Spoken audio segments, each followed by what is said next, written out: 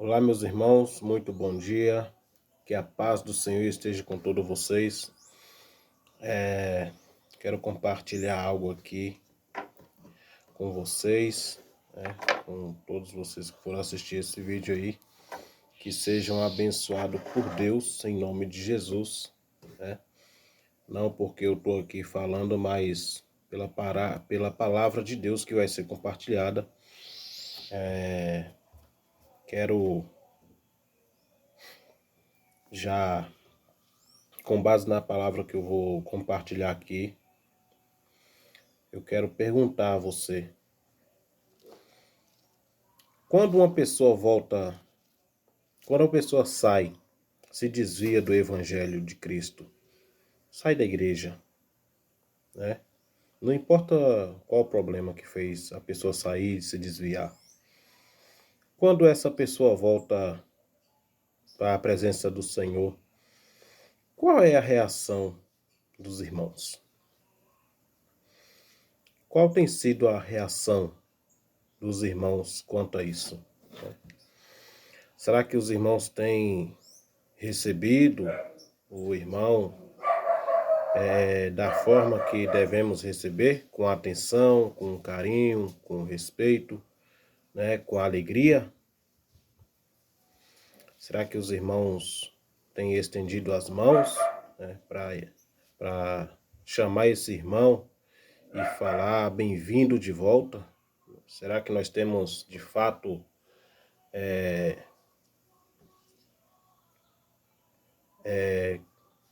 agido certo, sim, na presença de Deus, quando se trata de um irmão voltar para Cristo, voltar para a igreja? Qual é a sua reação? Você é mais um daqueles que vai ficar olhando para o irmão, apontando os erros? Você é mais um daqueles que vai ficar olhando para o irmão e falando assim: mas você saiu, perdeu tudo e agora você volta? Talvez com uma cara de pau. Qual é a sua reação? Como você se comporta diante dessa situação? Hã? Vamos ler aqui um trecho da palavra do Senhor, que é a respeito aqui do filho pródigo, né, que vai agora nessa hora nos ensinar a mim, ensinar você, né, e vai também ajudar para que vidas sejam alcançadas. Vamos lá? Pessoas que desviaram, né, tá tendo dificuldade para voltar para a igreja. Pessoas que talvez querem entrar para o evangelho, que não são evangélicos ainda, nunca foi, né? Creio que essa palavra aqui pode nos ajudar, nos ensinar. Vamos lá? Está em Lucas, capítulo 15, a partir do versículo 1, a partir do versículo 1. Perdão, irmãos, perdão. É Lucas 15, a partir do versículo 11, que diz assim: E disse um certo homem, tinha 2 filhos, e o mais moço deles disse ao pai: Pai, dá-me a parte da fazenda que me pertence. E ele repartiu por eles a fazenda.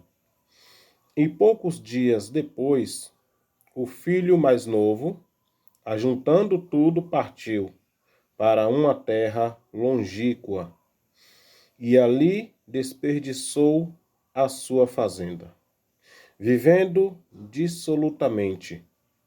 E havendo ele gastado tudo, houve naquela terra uma grande fome, e começou a padecer necessidades, e foi e chegou-se a um dos cidadãos daquela terra, o qual o mandou para os seus campos a apacentar porcos, e desejava encher o seu estômago com bolotas que os porcos comiam, e ninguém lhe dava nada. E caindo em si, disse: quantos trabalhadores do meu pai têm abundância de pão, e eu aqui pereço de fome. Levantar-me-ei e irei ter com meu pai. E direi: Pai, pequei contra o céu e perante ti. Já não sou digno de ser chamado teu filho. Faze-me como um dos teus trabalhadores. E levantando-se foi para seu pai. E quando ainda estava longe, viu-o seu pai e se moveu de íntima compaixão. E correndo lançou-se-lhe ao pescoço e o beijou. E o filho lhe disse: Pai, pequei contra o céu e perante ti, e já não sou digno de ser chamado teu filho.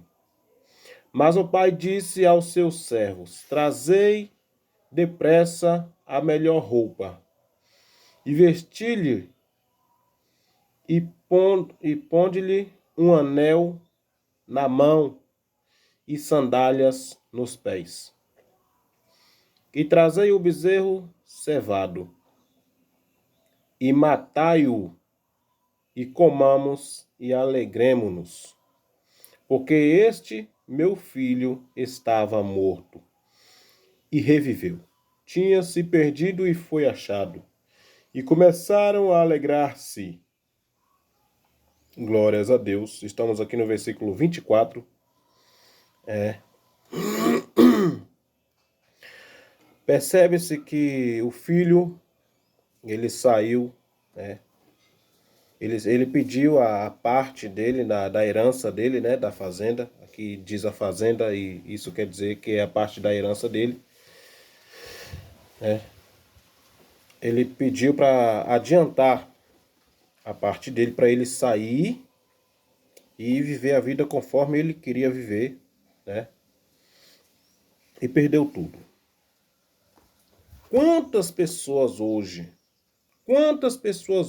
têm a sua vida alicerçada na presença de Deus, né? Na rocha que é Jesus Cristo, né?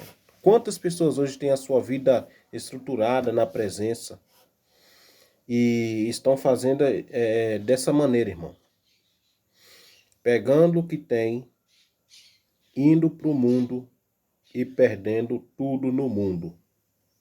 Talvez você vai pensar assim: mas você quer dizer de bens materiais, casa, carro, dinheiro? Não.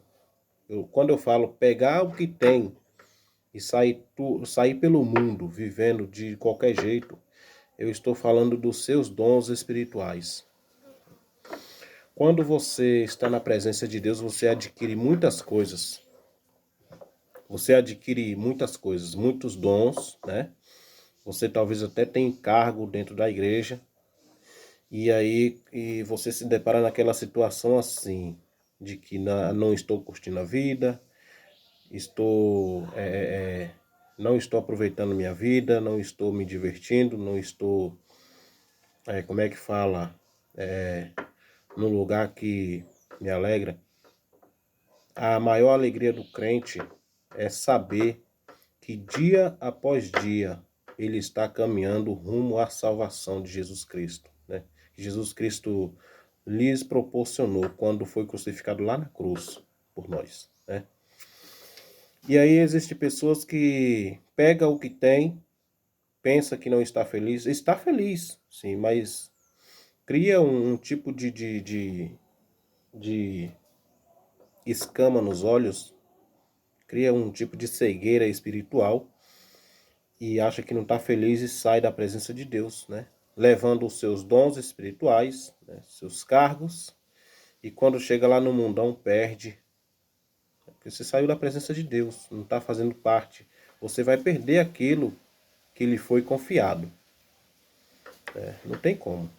Perde, a pessoa perde.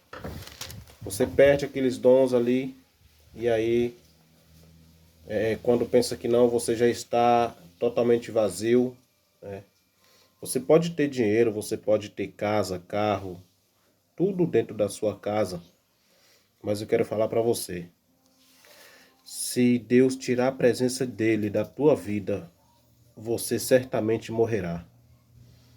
Se Deus tirar a essência dele de você, da sua vida, você é um nada. Desse jeito. Aí se depara naquela vida ali, naquela mesmice, vazio, talvez tem tantas coisas, mas não é mais feliz, não tem aquela alegria mais de antes, não tem aquela felicidade que antes tinha na igreja, na presença de Deus. E quando você se depara com essa lâmpada acesa na sua cabeça, você já perdeu seus dons espirituais, você já não tem mais alegria, você não tem praticamente mais nada do que você possuiu na presença de Deus.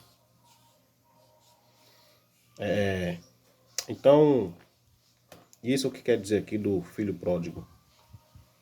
Muitos vão pensar que eu estou falando aqui de bens materiais, de dinheiro. Não estou falando de bens materiais, porque ainda que você tenha bens materiais, se você não tem a presença de Deus na sua vida, você vive uma vida vazia. Vazia. Todo mundo vai olhar para você e vai pensar que você é feliz por causa dos seus bens materiais. Mas você mesmo vai se deparar numa situação que você mesmo vai descobrir que você não é feliz, você é incompleto por falta da presença de Deus, né? Vamos lá. A palavra de Deus está falando comigo e com você. E quando nós adquirimos as coisas na presença, nós conseguimos, nós conquistamos, Deus confia a nós, Deus dá as coisas para nós.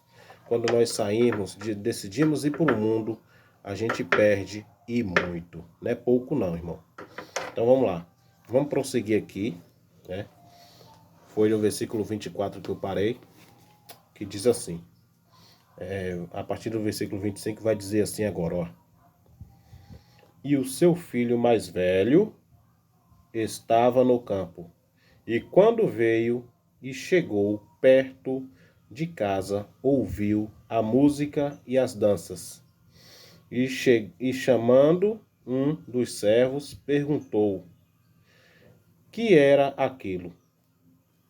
E ele lhe disse: veio teu irmão e teu pai matou o bezerro cevado, porque o recebeu são e salvo. Mas ele se indignou e não queria entrar, e saindo o pai estava com ele. Mas respondendo ele, disse ao pai: eis que te sirvo há tantos anos, sem nunca transgredir o teu mandamento. E nunca me deste um cabrito para alegrar-me com os meus amigos. Vindo, porém, este teu filho, que desperdiçou a tua fazenda com as meretrizes, mataste-lhe o bezerro cevado. E ele disse: filho, tu sempre estás comigo, e todas as minhas coisas são tuas. Mas era justo alegrarmos-nos e regozijarmos, porque este teu irmão estava morto e reviveu, tinha se perdido e foi achado. Glórias a Deus, é só até aqui. Tá vendo, irmão? Aqui, né, a partir do versículo 25 ali, nós vemos ali a raiva do irmão, né? Do irmão dele. E ele perdeu tudo. Claro que aqui no texto tá dizendo da herança dele que ele perdeu, né? Tá dizendo da herança dele que ele perdeu, da dinheiro e tudo mais, a parte da fazenda, né? Ele perdeu, desperdiçou tudo. Ele se encontrou no fundo do poço praticamente, depois ele voltou para dentro de casa a fim de que o pai dele aceitasse ele como um dos seus trabalhadores. Mas o pai dele, claro que não fez isso. E o irmão dele, ao ver aquilo, ele ficou indignado, ele ficou com raiva. Agora você imagina, você pode imaginar como é que é na presença de Deus dentro de uma igreja? Às vezes não é diferente não, irmão. Dentro da igreja não é diferente. Às vezes o irmão desvia do caminho do Senhor, né? Se desvia, sai, vai procurar alegria no mundão, achando que não é feliz, né? Com aquela cegueira espiritual que a pessoa às vezes tem. E aí chega lá, quebra a cara, perde tudo, perde os dons, perde os talentos e decide voltar para a casa de Deus, decide voltar para a presença. E o irmão dessa pessoa que continuou lá na presença de Deus, que é eu e você, né, que somos nós, continuamos na presença. Como nós vamos receber o irmão ou a irmã, né, que saiu, se desviou, foi para o mundão, perdeu tudo, ficou com a vida vazia, sem alegria, decidiu voltar para a presença de Deus? Como é que eu e você, nós vamos receber essa pessoa na presença de Deus?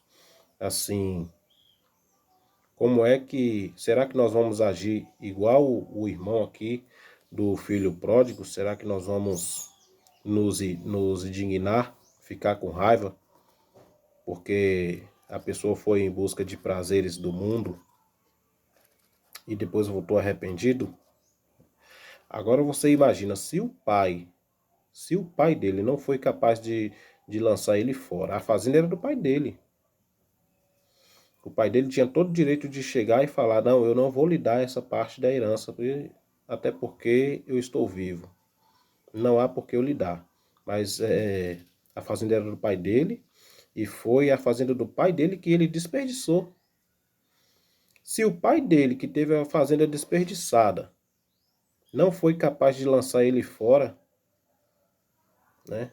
É o irmão dele que podia fazer isso, que podia decidir se ele ia ficar ou sair. Nós temos que receber nossos irmãos, né? Quando vai voltar para Cristo, voltar para a presença de Deus, temos que receber com festa, com eventos dentro da igreja, com alegria, felicidade. Nós temos que ficar felizes, pois o irmão estava morto espiritualmente e agora reviveu. Ele estava perdido e agora foi achado, né? É isso que Deus está, né, nos pedindo, nos mandando fazer. Que nós nos alegremos com a volta de uma pessoa, né, para a presença, para a igreja. Tem muitas situações criadas dentro do evangelho, dentro da igreja, que às vezes faz os irmãos se sentirem ali excluídos, porque talvez por isso, né, sai da igreja, sai da presença de Deus, e às vezes quando vai voltar, já não é a mesma coisa mais, os irmãos já não tratam da mesma forma, já não é aquela atenção que tinha mais, não é a mesma coisa. Nós temos que deixar de mão esse tipo de pensamento, esse tipo de julgamento aí, parar de estar apontando o dedo porque o irmão fez lá fora ou deixou de fazer. Isso não cabe a nós fazer isso. Imagina que nem o pai foi capaz de lançar ele fora. O pai foi feliz, foi um evento, matou um bezerro cevado. Você acha que quando um irmão arrependido que se desviou, você acha que quando ele volta para a igreja, não acontece festa lá no céu, não? Você acha que quando ele está arrependido ali, que ele volta para a presença, você acha que Deus não fica feliz? Deus, ele não tem prazer na morte do ímpio, não. Ele não tem prazer na morte do ímpio. Ele não quer que ninguém se perca. Muito pelo contrário. Ele tem prazer na morte do justo que está na presença. Porque sabe que vai herdar a salvação. Deus, ele não quer lançar ninguém no inferno. Ele quer salvar todos. São as pessoas que tomam a decisão errada. Infelizmente, né? Ele deu o livre-arbítrio. A pessoa pode escolher. Mas que nós aprendemos, né? Que nós aprendemos nesse dia de hoje aí, a receber as pessoas que estão voltando do mundão para a igreja, que estão retornando, se arrependeu. Às vezes é uma pessoa que também está decidindo aceitar a Cristo.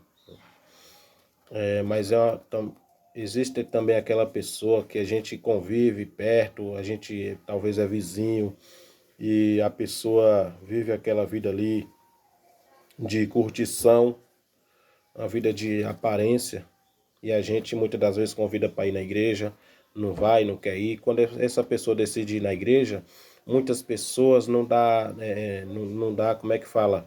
Não dá aquele apoio que precisa. Muitas pessoas falam que nada, isso aí ontem estava lá, estava na farra, estava não sei aonde, estava curtindo, estava se divertindo. Que esse tipo de pensamento fique longe de nós. Nós não fomos chamados para julgar ninguém não, irmãos. Nós fomos chamados, né, foi para somar na presença de Deus. Eu garanto isso. Foi para somar. Não devemos ficar julgando ninguém quando volta para a presença de Deus. Em Mateus, né, em Mateus, em Mateus 7, a partir, se eu não me engano, do versículo 1, tem aqui, ó. A partir do versículo 1, que diz assim, ó. Mateus 7, versículo 1, que vai dizer: Não julgueis, para que não sejais julgados. E aí? Cabe a você, né? Cabe a você que talvez tenha esse tipo de pensamento ou não tem. Cabe a você observar a palavra. O que a palavra está nos dizendo? Não julgueis. Só quem pode julgar, condenar, né? Se tiver de condenar, se tiver de julgar, apenas o que pode é Deus, é Jesus Cristo, né? São autoridades maiores de todos os tempos. É nosso Pai, nosso advogado, nosso promotor. E naquele grande dia, no juízo final, eu garanto que ele vai estar lá, julgando aqueles que não fizeram a vontade dele, aqueles que não aceitaram a ele, né? Então, o que nós aprendemos aqui hoje com a palavra, a não julgar os irmãos que estão voltando para a presença de Deus. Nós aprendemos aqui, através aqui da parábola do filho pródigo, quando uma pessoa tiver de voltar para Cristo. Porque se imagina aí, se nem Deus, se Deus, esse Pai aqui na Bíblia representa o nosso Senhor Deus. Ele é o Pai de todos os tempos, o Pai. Que os filhos saem da presença, vai em busca de uma felicidade passageira no mundo, vai em busca de prazeres no mundo, achando que vai ter uma boa vida, achando que vai ter um bom retorno, e às vezes não consegue, não tem jeito. E decide voltar, se nem Deus joga fora, se nem Deus lança fora, não é eu e você que vamos lançar o irmão fora, que vamos julgar o irmão, não. Temos que ficar felizes porque esse irmão ele foi achado, ele estava morto espiritualmente e reviveu. Que nós aprendemos com ele. Se você ficou até o final, quero agradecer você. Que Deus continue te abençoando você e sua família. E eu garanto que essa palavra aqui, ela é para uma pessoa também que não é evangélico, para que tenha mais força de aceitar a Cristo, para que tenha um incentivo de aceitar a Cristo, porque na igreja pode não ser 100% flores quando nós temos a presença de Deus, porque vem os obstáculos, Mas eu garanto que é melhor, acho que tem uma parte que fala que é melhor 1000 anos dentro da igreja, ou um dia dentro da igreja, de que 1000 anos lá fora, né? Glórias a Deus. Quando nós estamos na presença, nós temos problemas, nós temos obstáculos, nós temos responsabilidades para ser cumprido, nós temos obrigações, mas eu garanto que é melhor, né, a gente sofrer os obstáculos, enfrentar os obstáculos com Jesus, de que a gente enfrentar os problemas, os obstáculos que tiver vindo, sem Jesus em nossa vida. Ele nos abençoa, Ele nos guarda, Ele nos guia e Ele nos garante a salvação. É isso que eu tenho para falar para os irmãos. Não vai ser 100% flores na presença de Deus, mas não vai ser também 100% problemas, 100% obstáculos.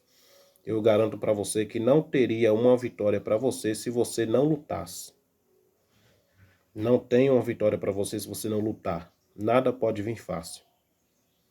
E eu garanto também que não vai ser fácil a gente herdar a salvação lá no final. Não vai ser fácil.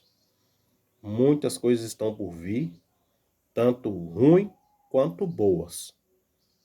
Agora, os obstáculos que vêm, os problemas que vêm, é melhor a gente enfrentar com Jesus na nossa vida. Para quando chegar os tempos bons, a gente saber que nós estamos desfrutando dos tempos bons, porque nós lá atrás, nós sofremos com Jesus, nós passamos por dificuldades, mas o Senhor nos honra. O Senhor honra a pessoa que permanece firme na presença. Glórias a Deus. Que Deus abençoe a todos.